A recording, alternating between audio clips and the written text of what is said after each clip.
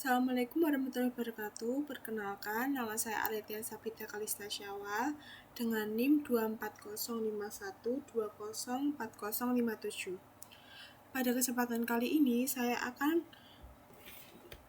melakukan praktikum tentang routing statik menggunakan Cisco Packet Tracer.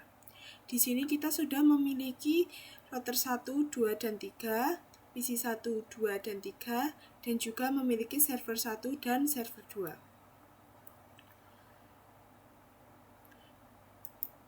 Di PC 1 kita akan menyeting seperti ini, IP address, subnet mask, dan default gateway-nya seperti ini. Lalu di PC kedua kita akan menyeting IP address-nya juga menjadi seperti ini. Lalu di PC 3 juga akan kita setting IP-nya seperti ini.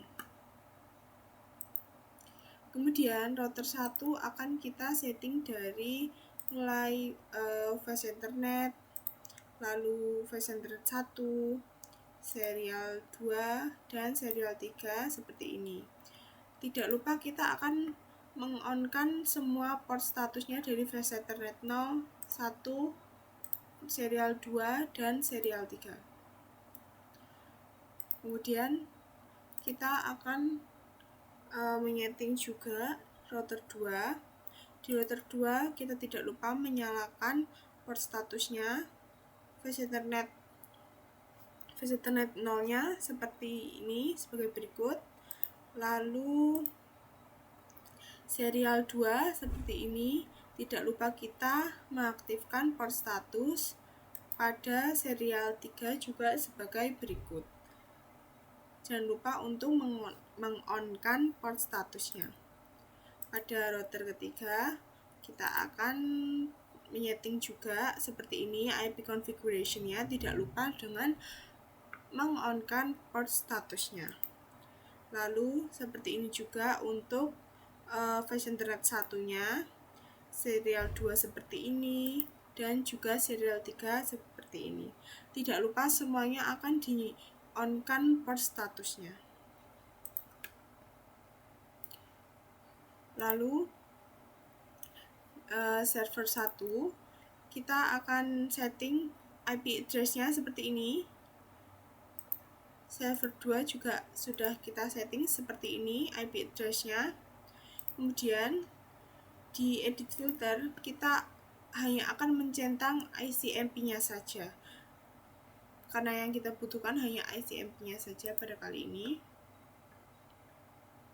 Pada percobaan pertama kita akan mencoba mengirimkan pesan dari PC 1 ke PC 2 yang dimana dari PC 1 dan PC 2 itu masih berada di router yang sama.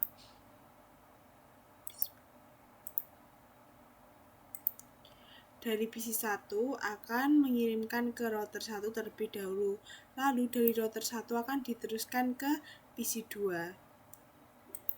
Nah, dari PC 2 nanti bisa dikembalikan lagi ke router 1. Dari router 1 dikembalikan lagi sampai di PC 1.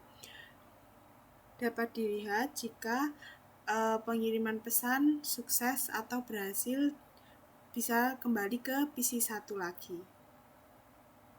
Selanjutnya kita akan melakukan percobaan untuk mengirimkan pesan dari PC 1 ke PC 3. PC 1 dan PC 3 berada di dua router yang berbeda. Dari PC 1 ke PC 3 sebagai destination. Dapat dilihat bahwa dari PC 1 akan menyampaikan pesan ke router 1. Kemudian dari router 1 akan meneruskan ke router 3, yang kemudian diteruskan ke router 2. Lalu dari router 2 akan menyampaikan pesan ke PC 3 sebagai destination-nya. Kemudian jika diteruskan lagi, dari PC 3 akan mengembalikan pesan ke router 2. Dari router 2 akan mengirim pesan kembali ke router 1 dan pesan akan dikirimkan melalui router 1 ke PC 1. Dapat dilihat bahwa pengiriman pesan berhasil. Lalu pada percobaan ketiga, kita akan mencoba mengirimkan pesan dari PC1 ke server 1. Dari PC1, pesan akan dikirimkan ke router 1. Lalu dari router 1 akan menyampaikan ke router 2, lalu disampaikan ke router 3, dan sampai di tujuan atau destination di server 1. Dari server 1 akan dikembalikan ke router 3, kemudian diteruskan ke router 1 dan kembali ke PC1. Dan bisa kita lihat bahwa pengiriman dari PC1 ke server 1 berhasil. Pada percobaan selanjutnya, kita akan mencoba mengirimkan pesan dari PC1 ke server 2. Dari PC1, pesan akan diteruskan ke router 1 terlebih dahulu. Lalu dari router 1 akan mengirimkan ke router 2, diteruskan ke router 3, lalu sampai di destination server 2. Kemudian pesan akan dikembalikan lagi ke router 3. Di router 3 tidak melewati router 2 tetapi langsung ke router 1. Dari router 1 pesan akan sampai di tujuan awalnya tadi, yaitu PC1. Dapat dilihat di sini bahwa pengiriman pesan berhasil. Ya, kita akan mencoba mengirimkan pesan dari PC3 ke PC1. Jika tadi sudah dari PC1 ke PC3, maka sekarang kita akan mencoba yang dari PC3 ke PC1. Yang kita ketahui adalah PC3 dan 1 merupakan PC yang berbeda router. PC1 berada di router 1, PC3 berada di router 2. Dari 3 dengan destination PC1. Dapat dilihat pesan dikirimkan ke router 2 terlebih dahulu. Dari router 2 akan langsung diteruskan ke router 1. Dari router 1 akan diteruskan ke destination PC1. Kemudian dari PC1 kita teruskan lagi ke router 1, lalu akan ke router 3 terlebih dahulu, baru disampaikan ke router 2, dan sampai di router 3 seperti ini. Maka ini berarti percobaan mengirim pesan dari PC3 ke PC1 berhasil. Selanjutnya kita akan melakukan percobaan mengirim pesan dari PC3 ke PC2.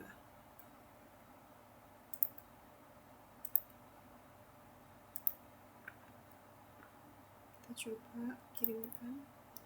Dari PC3 akan diteruskan dulu ke router 2, lalu dari router 2 diteruskan ke router 1. Dari router 1 akan mengirimkan pesan ke PC2. Sampai di PC2, lalu kita akan teruskan lagi dari PC2 mengirim pesan kembali ke router 1. Dari router 1 akan kembali mengirim ke PC3 dengan melalui router 3 dan melalui router 2. Hasilnya, pengiriman pesan dari PC3 ke PC2 berhasil. Selanjutnya, kita akan mencoba mengirim pesan dari PC3 ke server 1. Dari PC3 dikirim ke server 1. Dari PC3 akan mengirim terlebih dahulu ke router 1, lalu dari router 1 akan meneruskan ke router 3. Dari router 3 akan diteruskan ke destination, yaitu server 1. Lalu dari server 1 kita akan kembalikan melalui router 3, lalu kembali ke router 2, dan kembali lagi dari tempatnya tadi, yaitu di PC3. Seperti ini menandakan bahwa pengiriman pesan dari PC3 ke server 1 berhasil. Percobaan selanjutnya kita akan mencoba mengirimkan pesan dari PC3 ke server 2.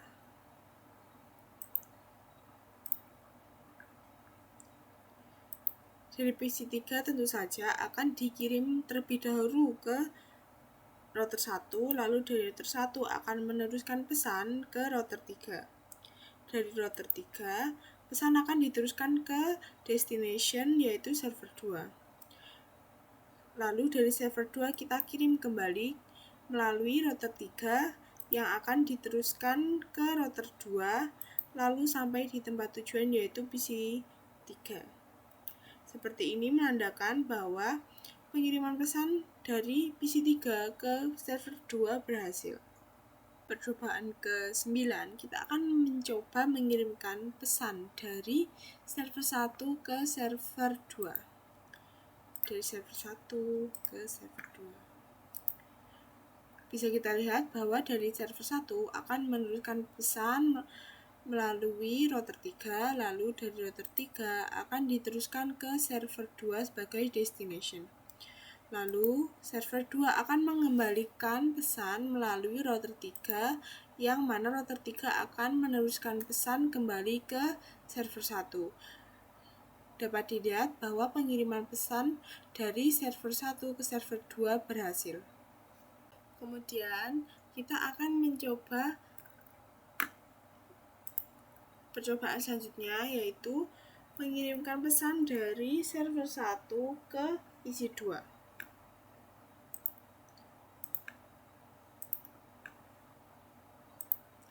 Bisa kita lihat bahwa dari server 1 akan mengirimkan pesan melalui router 3 terlebih dahulu.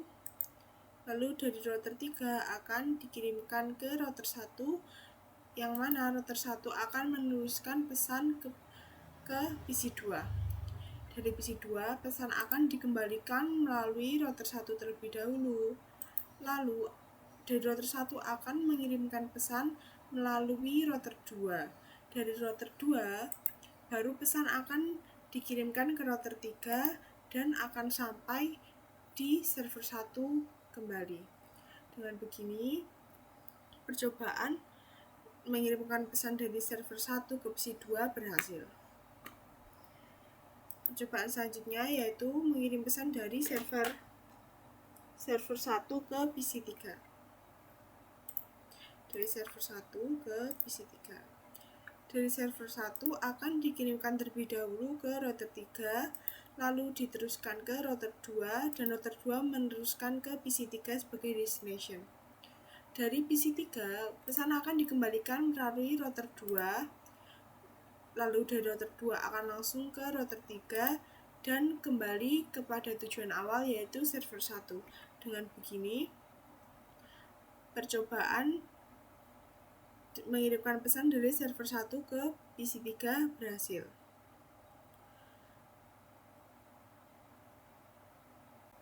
Selanjutnya kita akan mencoba mengirimkan pesan dari server 1 ke dari server 1 ke PC1.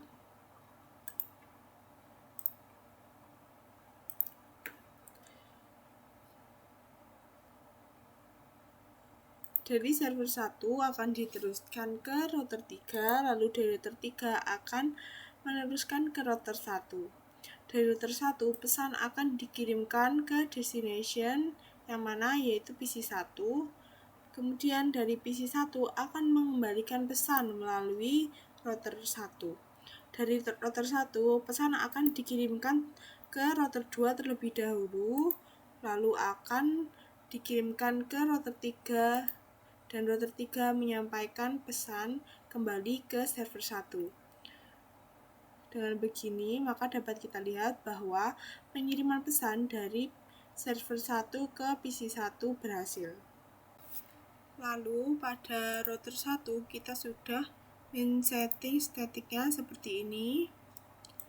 Router 2 seperti ini juga sudah kita setting, begitu juga dengan router 3 yang statiknya sudah kita setting menjadi seperti ini. Kemudian kita akan kembali ke mode real time, lalu akan men-tracing PC 1.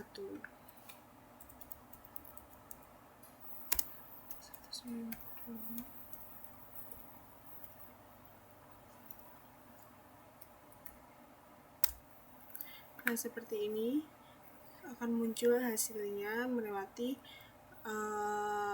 mana saja. Sekian dari saya. Wassalamualaikum warahmatullahi wabarakatuh.